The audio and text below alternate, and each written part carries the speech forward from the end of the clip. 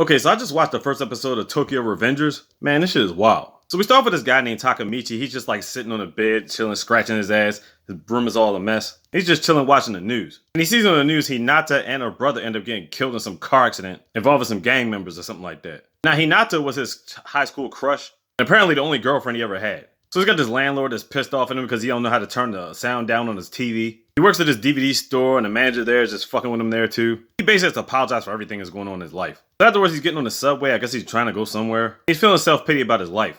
All of a sudden, out of nowhere, he falls onto the train tracks. I feel like somebody pushed him on them shits, though. He's about to get hit by a train, done deal, dead as shit, right? Next thing you know, he wakes up on the train with like blonde hair and whatnot. And we realize that he's traveled back 12 years in time because he notices all his old friends getting off the train. We're like, what the fuck? So apparently he's part of this crew. They're supposed to be fighting these gang members on this 2D level status. When they get ready for the beef, turns out it was a 3D level status that showed up. Takamichi knows this one guy that's supposed to be the facilitator of the gang. Come to find out when he sees all these niggas, that dude's just an errand boy for him. So take a guess what happens. Their crew ends up getting their ass whipped. Takamichi and his boys downed and defeated, and all of a sudden, he has to go lead his boys. He goes to the apartment building and finds Hinata still alive, and that was his current girlfriend at the time. He's just baffled at all the events right now. Like, he went back 12 years at a time, he's seen his girlfriend alive. Just mind-boggling, right? She checks on him, see how he's good and everything like that, then he dips out afterwards. Later on, he's sitting on this little bench. He sees these 3 delinquents picking on this little boy. Takamichi knocks one of them niggas out and then sends the rest of them off running. The boy ends up talking to him. He's getting him to tell him how to defend himself and whatnot. Then as he's talking, he realizes this boy is actually Hinata's brother.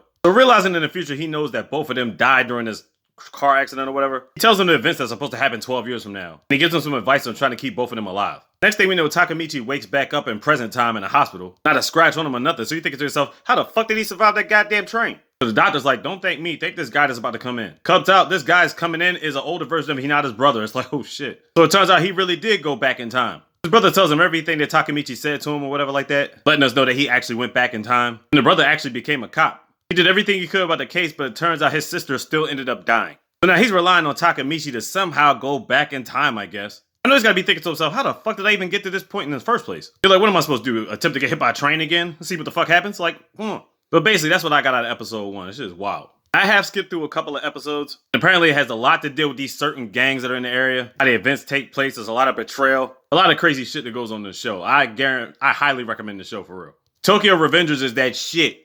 And honestly, that's really all I got to say about it.